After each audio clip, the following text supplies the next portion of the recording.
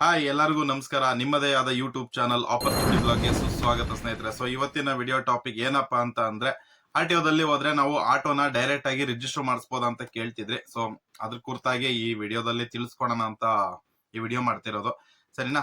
So normal ಆಗಿ ಹೇಳ್ಬೇಕು ಅಂತ ಅಂದ್ರೆ ಆರ್ಟಿಒದಲ್ಲಿ ಡೈರೆಕ್ಟ್ ಆಗಿ ಹೋಗಿ ನೀವೇ ಮಾಡಿಸಬಹುದು ಅಂದ್ರೆ ಮಾಡಿಸಬಹುದು, ತುಂಬಾ ಅಲಿಸ್ತಾರೆ, ಅದೊಂದು ಪ್ರಾಬ್ಲಮ್ ಇದೆ. ಸೊ ಹಂಗಾಗಿ ಏನ್ ಮಾಡ್ತಾರೆ, ಆದಷ್ಟು ಜನ ಬಂದು ಆಟೋ ತಗೊಂಡ್ರೆ ಡೀಲರ್ ಮುಖಾಂತರನೇ ತಗೊಳೋದು. ಅವ್ರಿಗೆ ಒಂದ್ ಸ್ವಲ್ಪ ಅಡ್ಜಸ್ಟ್ಮೆಂಟ್ ಇರುತ್ತಲ್ವಾ, ಸೊ ಹಂಗಾಗಿ ಏನ್ ಮಾಡ್ತಾರೆ, ಅಲ್ಲಿಂದ ಹೋಗೋದು. ಅದು ನಮ್ಮ ದುರದೃಷ್ಟ ಅಂತ ಹೇಳ್ಬೋದು. ಡೈರೆಕ್ಟ್ ಆಗಿ ಮಾಡಕ್ ಆಗಲ್ಲ. ಸೊ ಡೈರೆಕ್ಟ್ ಆಗಿ ನಾವು ಮಾಡ್ಕೊಂಡ್ರೆ ತುಂಬಾ ಖರ್ಚು ಕಮ್ಮಿ ಬೀಳುತ್ತೆ. ಸೊ ಹೇಳ್ಬೇಕು ಅಂದ್ರೆ, ಈ ಕಂಪ್ನಿಗಳನ್ನು ಈ ಆಟೋನ ಸೇಲ್ ಮಾಡ್ತಾರಲ್ವಾ, ಆ ಕಂಪ್ನಿಯವ್ರು ನಿಮ್ಗೆ ಚಾರ್ಜಿ ಕೊಡ್ತಾರೆ, ನೀವೇ ಬಾಡಿ ಕಟ್ಟಿಸ್ಕೊಳ್ಳಿ, ಹಾಗೆ ನೀವೇನೆ ಹೋಗಿ ರಿಜಿಸ್ಟರ್ ಮಾಡಿಸ್ಕೊಳ್ಳಿ ಅಂತ ಅವರೇ ಹೇಳ್ತಾರೆ. ಸೊ ಯಾವ್ದೇ ಕಾರಣಕ್ಕೂ ಅವರು ರಿಜಿಸ್ಟರ್ ಮಾಡ್ಕೊಡಲ್ಲ.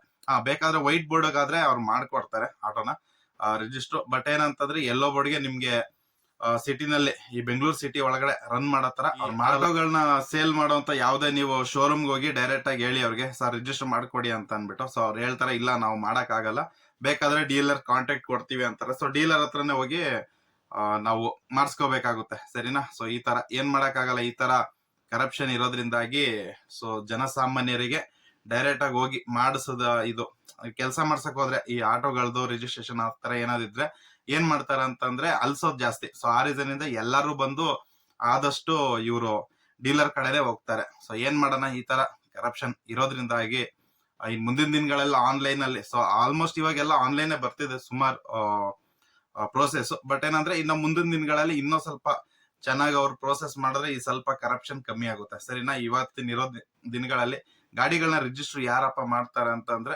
ಬ್ರೋಕರ್, ದಲ್ಲಾಳಿಗಳು ಮತ್ತೆ ಏಜೆಂಟ್ಗಳು ಅಂತ ಹೇಳ್ಬೋದು, ಸರಿನಾ? ಇವ್ರುಗಳಿಂದಾನೆ ಗಾಡಿನ ಶೋರೂಮ್ ಅವರು ಡೀಲ್ ಮಾಡಿಸ್ತಾರೆ. ಶೋರೂಮ್ ಅವ್ರು ಡೈರೆಕ್ಟ್ ಆಗಿ ಏನು ಅವರು ರಿಜಿಸ್ಟರ್ ಪ್ರೋಸೆಸ್ ಇದೇನು ಮಾಡಲ್ಲ. ಮಾಡಿದ್ರೆ ಚೆನ್ನಾಗಿರೋದು. ಸೊ ಇವ್ರಿಗೆ ಬ್ರೋಕರ್ಗಳು ಕೊಡುವಂತ ಫೀಸ್ ಅಷ್ಟಾದ್ರೂ ಸ್ವಲ್ಪ ಉಳಿತದೆ. ಬಟ್ ಏನಂದ್ರೆ ಇವತ್ತಿನ ಇರೋ ದಿವಸದಲ್ಲಿ ಆಗ್ಲೇ ಹೇಳ್ದಂಗೆ ಸ್ವಲ್ಪ ಕರಪ್ಷನ್ ಇರೋದ್ರಿಂದ ನಾವು ಡೈರೆಕ್ಟ್ ಆಗಿ ಹೋದ್ರೆ ಮಾಡ್ಕೊಡಲ್ಲ. ಬಟ್ ಏನಂದ್ರೆ ಹೋಗ್ಬೋದು, ಅಲ್ಲಿ ಹೋಗಿ ಡೈರೆಕ್ಟ್ ಆಗಿ ಮಾತಾಡಿ ಅಷ್ಟೆಲ್ಲ ಅವ್ರ ಮುಂದೆ ಆಫೀಸರ್ಗಳ ಮುಂದೆ ಹೋಗಿ ಕೈ ಕಟ್ಕೊಂಡು ಆತರ ಇರ್ಬೇಕು. ಸೊ ನಾವೇನಾದ್ರೂ ಒಂಚೂರು ಜಾಸ್ತಿ ಮಾತಾಡ್ಬಿಟ್ರೆ, ಒಂದ್ ಎಕ್ಸ್ಟ್ರಾ ಒಂದ್ ಮಾತಾಡ್ಬಿಟ್ರೆ ಅಲ್ಲಿಗೆ ಅನ್ಕೊಳ್ಳಿ, ಕೇಲ್ ಕತಮ್, ನಾಟಕ್ ಬಂದ್, ನಿಮ್ ಹೆಸರಿಗೆ ಗಾಡಿ ಮಾಡೋದಿಲ್ಲ, ಅದ್ ತಗೊಬನ್ನಿ, ಇದ್ ತಗೊಬನ್ನಿ, ಆ ತರ ತನ್ನಿ, ಈ ತರ ತನ್ನಿ ಅಂತ ಅಂದ್ಬಿಟ್ಟು ತಲೆ ತಿಂದಾಕ್ಬಿಡ್ತಾರೆ. ಸೊ ಅದಕ್ಕೆ ಆಲ್ಮೋಸ್ಟ್ ಇವಾಗಿರೋಂತ ದಿನಗಳಲ್ಲಿ ಹೆಂಗಾಗ್ತಿದೆ ಅಂತಂದ್ರೆ ಎಲ್ಲರೂ ಡೀಲರ್ ಕಡೆಯಿಂದಾನೇ ರಿಜಿಸ್ಟರ್ ಮಾಡಿಸ್ಕೊಂತ ಇರೋದು, ಸರಿನಾ? ಸೊ ಅದೊಂದೇ ದಾರಿ ಇರೋದು ಸದ್ಯಕ್ಕೆ. ಬೇಕಿದ್ರೆ ನಿಮ್ಗೆ ಒಳ್ಳೆ ಐಡಿಯಾ ಇದ್ರೆ, ಟ್ಯಾಲೆಂಟ್ ಇದ್ರೆ, ರೂಲ್ಸ್ ರೆಗ್ಯುಲೇಷನ್ ಎಲ್ಲ ಗೊತ್ತಿದ್ರೆ ಡೈರೆಕ್ಟ್ ಆಗಿ ಹೋಗ್ಬಿಟ್ಟು ಆರ್ಟಿಒದಲ್ಲಿ ನಿಂತು ನೀವು ಆ ಗಾಡಿನ ರಿಜಿಸ್ಟರ್ ಮಾಡಿಸ್ಕೋಬಹುದು. ಸದ್ಯಕ್ಕೆ ಅಂತೂ ಬೆಂಗಳೂರಲ್ಲಿ ನಿಮ್ಗೆ ಡೈರೆಕ್ಟ್ ಆಗಿ ರಿಜಿಸ್ಟ್ರೇಷನ್ ಮಾಡಕ್ ಕೊಡ್ತಾ ಇಲ್ಲ. ನೀವೇ ಏನಿದ್ರು ನಿಮ್ಮ ಮೇಲೇನೆ ಜವಾಬ್ದಾರಿ ಹಾಕ್ಬಿಡ್ತಾರೆ ಶೋರೂಮ್ ಅವರು. ಆಟೋ ಒಂದ್ ಕೊಟ್ರೆ ನೀವೇ ಎಲ್ಲ ಮಾಡ್ಕೊಳ್ಳಿ ಅಂತ ಹೇಳ್ತಾರೆ, ಇಲ್ಲ ಡೀಲರ್ ಕಾಂಟ್ಯಾಕ್ಟ್ ಕೊಡ್ತೀವಿ ಅಂತಾರೆ, ಸರಿನಾ? ಡೀಲರ್ಗೂ ಅವ್ರಿಗೂ ಲಿಂಕ್ ಇರುತ್ತೆ. ಸೊ ಹಂಗಾಗಿ ಯಾವ್ದೇ ಕಾರಣಕ್ಕೂ ಸದ್ಯಕ್ಕಂತೂ ಬೆಂಗಳೂರಲ್ಲಿ ಡೈರೆಕ್ಟ್ ಆಗಿ ರಿಜಿಸ್ಟರ್ ಮಾಡ್ಸಕ್ ಆಗಲ್ಲ. ಮಾಡಿಸ್ಬೋದು, ಅದೇನ್ ದೊಡ್ಡ ವಿಷಯ ಅಲ್ಲ, ಯಾಕಂದ್ರೆ ಬಿಲ್ ಇರುತ್ತೆ, ಎಲ್ಲ ನಮ್ಮ ಹತ್ರನೇ ಇರುತ್ತೆ. ಬಟ್ ಏನಂದ್ರೆ ಪರ್ಮಿಟ್ ಹಾಕಿಸ್ಬೇಕಾದ್ರೆ, ಆರ್ ಟಿ ಒ ಕೆಲಸ ಮಾಡಿಸ್ಬೇಕಂದ್ರೆ ಅಲ್ಲಿ ಆರ್ ಟಿ ಒ ಆಫೀಸಲ್ಲಿ ಇರ್ತಾರಲ್ಲ, ಅವ್ರುಗಳೊಂದ್ ಸ್ವಲ್ಪ ಅವ್ರದ್ದು ಡೀಲರ್ಗೂ ಅವ್ರಿಗೂ ಅಡ್ಜಸ್ಟ್ಮೆಂಟ್ ಇರುತ್ತೆ. ಸೊ ಹಂಗಾಗಿ ನೀವು ಹೋದ್ರೆ ಒಂದ್ ತಿಂಗಳಾಗುತ್ತೆ ಏನಾದ್ರು ಕೆಲಸ ಮಾಡಿಸ್ಬೇಕು ಅಂದ್ರೆ. ಮಾಮೂಲಿ ಏಜೆಂಟ್ ಕಡೆ ಆಯ್ತು ಅಂದ್ರೆ 10-15 ದಿವಸ ಒಳಗಡೆ ಆಗುತ್ತೆ. ಬಟ್ ಏನಂತಂದ್ರೆ ಎರಡು ನಿಮ್ಗೆ ಬಿಟ್ಟಿದ್ದು. ನೋಡಿ, ನಿಮ್ಗೆ ಗೊತ್ತಿದ್ರೆ, ಚೆನ್ನಾಗಿ ಐಡಿಯಾ ಇದ್ರೆ ನೀವು ಮಾಡಿಸಿ. ಬಟ್ ನಾನ್ ಮಾಡ್ಸಕ್ ಆಗ್ತಾ ಇಲ್ಲ. ಸೊ ನಾನೇ ಏನ್ ಮಾಡ್ತೀನಿ, ಡೀಲರ್ ಕಡೆಯಿಂದ ಹೋಗಿನೇ ನಾನು ಕೆಲಸ ಮಾಡಿಸ್ತಾ ಇರೋದು, ಸರಿನಾ? ಹಾಗೆ ಗಾಡಿ ನಿಮ್ಗೆ ಸೇಲ್ ಆದ್ಮೇಲೆ ಯಾವ್ದೇ ತರ ರೆಸ್ಪಾನ್ಸಿಬಿಲಿಟಿ ಬಂದು ಕಂಪ್ನಿ ಕೂಡ ತಗೊಳೋದಿಲ್ಲ, ಅವರು ಡೀಲರ್ಗೆ ಕಾಂಟ್ಯಾಕ್ಟ್ ಮಾಡಿಸ್ತಾರೆ, ಸರಿನಾ? ಸೊ ಆಲ್ಮೋಸ್ಟ್ ಎಲ್ಲ ಡೀಲರ್ ಕಡೆನೆ ಹೋಗ್ತಾ ಇರೋದು. ಅಲ್ಲಿ ಹೋದ್ರು ಕೂಡ ಒಂದು ಡೀಲರ್ ಕಾಂಟ್ಯಾಕ್ಟ್ ಮಾಡಿಸೇ ನಿಮ್ಗೆ ಕೊಡೋದು. ಅವ್ರದ್ದು ಡೀಲರ್ ಅವ್ರದ್ದು ಒಂದು ಅಕೌಂಟ್ ಇಟ್ಟಿರ್ತಾರೆ ಯಾವ್ದು ಈ ಶೋರೂಮ್ ಗಳಲ್ಲಿ, ಗಾಡಿ ಎಲ್ಲಿ ಸೇಲ್ ಮಾಡ್ತಾರಲ್ಲ ಅಲ್ಲಿ ಹೊಸ ಚಾರ್ಜ್ ಇಳ್ಸೋ ಕಡೆ ಅವ್ರ ಅಕೌಂಟ್ ಹಾಕಿ ಅವ್ರನ್ನ ಲಿಂಕ್ ಮಾಡಿ ನಿಮ್ಗೆ ಕಳಿಸ್ತಾರೆ. ಯಾಕಂದ್ರೆ ನಿಮ್ ಕೆಲಸ ಸುಲಭವಾಗಿ ಆಗ್ಲಿ ಅಂತ ಅನ್ಬಿಟ್ಟು. ಇಷ್ಟೇ ಪ್ರೋಸೆಸ್ ಇರೋದು. ಜಾಸ್ತಿ ಕನ್ಫ್ಯೂಷನ್ ಏನು ಮಾಡ್ಕೊಳಕ್ ಹೋಗ್ಬೇಡಿ.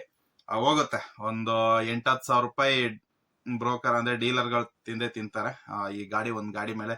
ಅವ್ರದೆಲ್ಲ ಅಂದ್ರೆ ರಿಜಿಸ್ಟ್ರೇಷನ್ ಪ್ರೋಸೆಸ್, ರಿಜಿಸ್ಟರ್ ಮಾಡೋದು, FC ಮಾಡೋದು, ಹಾಗೆ ಪರ್ಮಿಟ್ ಹಾಕೋದು, ಅದು ಇದು ಅಂತ ಎಲ್ಲ ಹೇಳ್ಬಿಟ್ಟು ಅಂದ್ರೆ ಎಕ್ಸ್ಟ್ರಾ ತಗೊಂತಾರೆ. ಪರ್ಮಿಟ್ ಇದಕ್ಕೆಲ್ಲ ಎಕ್ಸ್ಟ್ರಾ ತಗೊಂತಾರೆ. ಬಟ್ ಏನಂತಂದ್ರೆ ನಮ್ ಕೆಲಸ ಒಂದ್ ಸ್ವಲ್ಪ ಈಸಿ ಆಗಿರುತ್ತೆ. ಸೊ ಹಂಗಾಗಿ ಅವ್ರ ಕಡೆ ಹೋಗ್ಲೇಬೇಕು. ಮತ್ತೆ ಅವ್ರಿಗೆ ಡೀಲರ್ ಗಳಿಗೆ ಗೊತ್ತಿರುತ್ತೆ ಪರ್ಮಿಟ್ ಎಲ್ಲಿ ಸಿಗುತ್ತೆ, ಮತ್ತೆ ಈ ಆಟೋ ಡ್ರೈವರ್ಗಳು ಬೇರೆ ಏನೋ ಹಳೆ ಗಾಡಿ ಸ್ಕ್ರಾಪ್ ಆಗಿದ್ರೆ ಅದು ಹಳೆ ಪರ್ಮಿಟ್ ಯಾವ್ದಾದ್ರು ಇದ್ರೆ ಅದು ಡ್ರೈವರ್ಗಳು ಬಂದು ಡೀಲರ್ಗೆನೆ ಸೇಲ್ ಮಾಡೋದು, ಸರಿನಾ. ಸೊ ಹಂಗಾಗಿ ಏನಾಗುತ್ತೆ, ಆದಷ್ಟು ಡೀಲರ್ ಕಡೆನೆ ಈಸಿ ಆಗಿರುತ್ತೆ. ಅಲ್ಲಿ ನಾವು ಡೈರೆಕ್ಟ್ ಆಗಿ ಎಲ್ಲೋಗಿ ಟ್ರಾನ್ಸ್ಫರ್ ಪರ್ಮಿಟ್ ನ ಹುಡ್ಕನ ಹೇಳಿ ಆಗಲ್ಲಲ್ವಾ. ಸೊ ಹಂಗಾಗಿ ಏನ್ ಮಾಡ್ತಾರೆ, ಆದಷ್ಟು ಡೀಲರ್ಗಳ ಹತ್ರನೇ ಹೋಗುವಂತದ್ದು. ಮತ್ತೆ ಟ್ರಾನ್ಸ್ಫರ್ ಪರ್ಮಿಟ್ ಕೂಡ ಅವರೇ ಮಾಡಿಸ್ತಾರೆ ಅಡ್ಜಸ್ಟ್ಮೆಂಟ್ ಅಲ್ಲಿ. ಅಂದ್ರೆ ಪರ್ಮಿಟ್ ಬಿಟ್ಟಾಗ ಯಾವಾಗ ಅವೈಲಬಲ್ ಇರುತ್ತಲ್ಲ ಆ ಟೈಮಲ್ಲಿ ಅವ್ರ ಅಡ್ಜಸ್ಟ್ಮೆಂಟ್ ಇರುತ್ತೆ, ಅವ್ರು ಮಾಡ್ಕೊಡ್ತಾರೆ. ಮತ್ತೆ ನಾವೇ ಹೋಯ್ತು ಅಂತ ಅಂದ್ರೆ ಪರ್ಮಿಟ್ ಇಲ್ಲ, ಅದು ಇಲ್ಲ, ಅದಿಲ್ಲ, ಇದಿಲ್ಲ ಅನ್ಕೊಂಡು ಸ್ವಲ್ಪ ಕತೆ ಹೊಡೆಯೋದು ಜಾಸ್ತಿ ಈ RTOಗಳಲ್ಲಿ. ಹಾಗಾಗಿ ಏನ್ ಹೇಳೋಣ, ಇನ್ನು ಓಪನ್ ಆಗಿ ಫುಲ್ ಹೇಳಕ್ ಆಗಲ್ಲ. ನಿಮ್ಗೆ ಗೊತ್ತೇ ಇದೆ, ಎಲ್ಲರಿಗೂ ಗೊತ್ತಿದೆ, ನ್ಯೂಸ್ ಅಲ್ಲಿ ಬರ್ತಿದೆ ಯಾವ ತರ ಅವ್ಯವಹಾರ ನಡೀತಾ ಇದೆ ಅನ್ಬಿಟ್ಟು. ಬಟ್ ಏನ್ ಮಾಡಕ್ ಆಗಲ್ಲ, ನಾರ್ಮಲ್ ಆಗಿ ನಮ್ ಜೀವನ ಹಿಂಗೆ ಹೋಗ್ಬೇಕು. ಯಾಕಂತಂದ್ರೆ ನಾವು ಆಟೋ ಓಡಿಸೋದ್ರಿಂದಾಗಿ ಅಷ್ಟು ನಮ್ಗೆ ಮರ್ಯಾದೆ ಯಾರು ಕೊಡೋದಿಲ್ಲ. ಆತರ ಸಿಚುವೇಶನ್ ಬಂದು ತಲುಪಿದ್ದೀವಿ, ಸರಿನಾ. ಸೊ ಹಂಗಾಗಿ ಇರೋದ್ರಲ್ಲಿ ಅಡ್ಜಸ್ಟ್ ಮಾಡ್ಕೊಂಡು ಹೆಂಗೋ ಜೀವನ ಕಳಿಬೇಕಲ್ವಾ, ಜೀವನ ಬದುಕಲೇಬೇಕಲ್ವಾ.